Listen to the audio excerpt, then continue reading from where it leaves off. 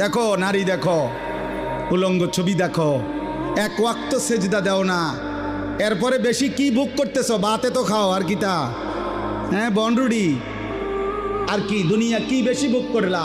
পেশাব পায়খানা, ভাত তরকারি, ঘুম আর লজ্জাস্থানের চাহিদা পূরণ।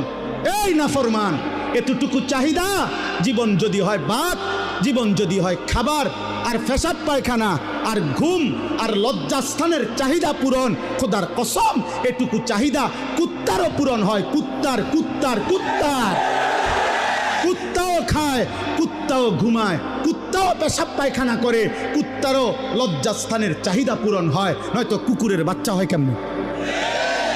অতএব জীবন মানে এতটুকু না রে আব্বা।